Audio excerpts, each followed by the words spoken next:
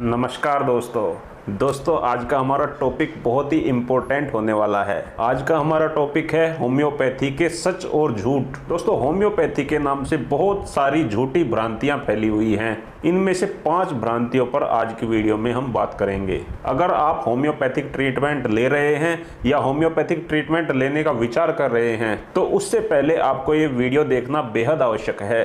बहुत ही छोटा वीडियो बनाऊंगा, बहुत ही संक्षेप में और बहुत ही स्पष्ट शब्दों में आपसे बात करूंगा। तो होम्योपैथी के नाम पे जो सबसे पहला झूठ चल रहा है वह यह है कि होम्योपैथी तो बहुत धीरे धीरे काम करती है, ये बहुत स्लो है, इसका रिजल्ट आने में काफ़ी देर लग जाती है।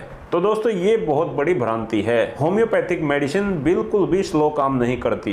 ये डिपेंड करता है कि पेशेंट होम्योपैथिक डॉक्टर के पास में किस कंडीशन में आ रहा है। दरअसल होम्योपैथिक डॉक्टर के पास पेशेंट जाता ही तब है जब वो पहले एलोपैथिक दवाइयाँ खा चुका होता है, आयुर्वेदिक दवाइयाँ खा चुका होता है और उसको कहीं से भी आराम नहीं मिलता, तब वो थक हार कर होम्योपैथिक डॉक्टर के पास जाता है। ऐसी कंडीशन में उसकी बीमारी क्रोनिक हो चुकी होती है। अब क्रोनिक बीमारी में एकदम से तो रिजल्ट नहीं मिलेगा। आप किसी भी पैथी के पास चले जाएं, किसी भी पैथी की दवा खा लें, जो बीमारी पुरानी हो चुकी है, जो बीमारी क्रोनिक हो चुकी है, उसमें रिजल्ट आने में टाइम लगता ही है।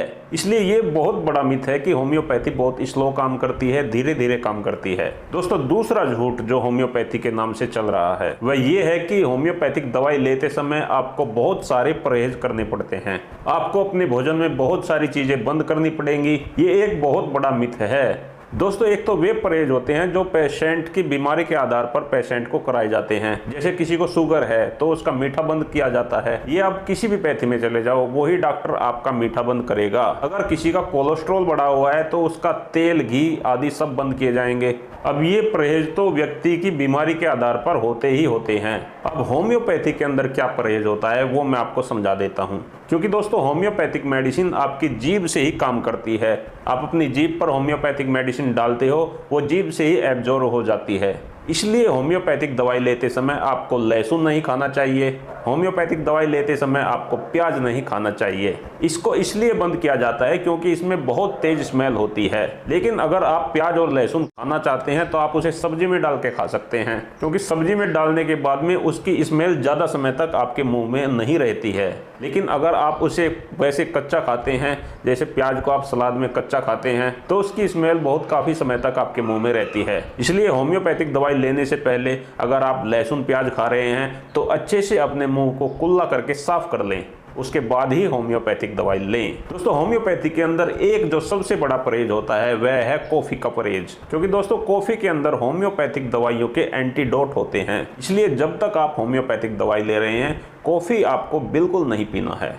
कॉफी को छोड़कर और सब चीजें आप मुंह साफ करके होम्योपैथिक दवाई ले सकते हैं। दोस्तों, तीसरा झूठ जो होम्योपैथी के नाम पे फैला हुआ है वो ये है कि होम्योपैथी केवल क्रोनिक केस के लिए है, एक्यूट केस में होम्योपैथी अच्छी नहीं है। दोस्तों, ये बहुत बड़ा मिथ है।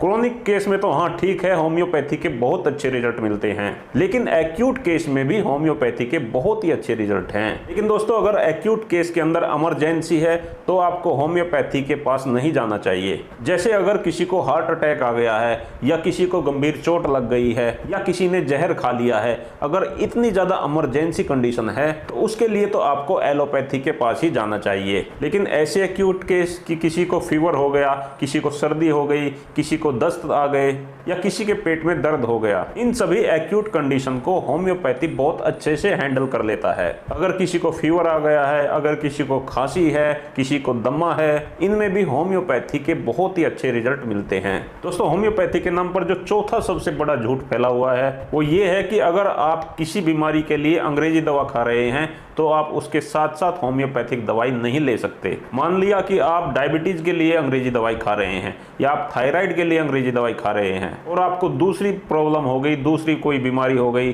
तो आप उसके लिए होम्योपैथिक दवाई ले सकते हैं। उसके लिए आपको अपनी अंग्रेजी दवाइयों को छोड़ने की बिल्कुल भी आवश्यकता नहीं है। लेकिन ऐसे में आपको ध्यान ये रखना है कि जैसे आपने अभी अंग्रेजी दवाई ली तो होम्योपैथी को आप उसके 1 घंटे के बाद ले सकते हैं, यानी कि दोनों में 1 घंटे का कम से कम गैप जरूर होना चाहिए। लेकिन आप जिस बीमारी के लिए एलोपैथी दवाई खा रहे हैं, अगर उसी बीमारी के लिए आप होम्योपैथिक दवाई भी लेना चाहते हैं तो उस कंडीशन में आपको एलोपैथिक दवाई एकदम से बंद नहीं करनी है। जैसे आप डायबिटीज के लिए अंग्रेजी दवाई खा रहे हैं और आप डायबिटीज के लिए ही होम्योपैथिक दवाई भी खाना चाहते हैं, तो आप दोनों दवाइयों को साथ साथ ले सकते हैं। ऐसे में वही आपको 1 घंटे का अंतर करना पड़ेगा। लेकिन दोस्तों, मैं आपको सुझाव देता हूं कि आप बिल्कुल भी अपनी अंग्रेजी दवाइयों को एकदम से बंद ना करें। अगर आपका शुगर लेवल पहले से बेहतर आ रहा है तो आप धीरे धीरे करके अपनी अंग्रेजी दवाइयों की डोज को कम करते जाएं। तो इस प्रकार धीरे धीरे आप अंग्रेजी दवाइयों को छोड़कर होम्योपैथी को अपना सकते हैं। दोस्तों, एक और जो 5वां मिथ है वो सबसे बड़ा मिथ है। वो ये है कि होम्योपैथिक दवाई पहले बीमारी को बहुत ज्यादा बढ़ा देती है, उसके बाद में बीमारी कम होना शुरू होती है।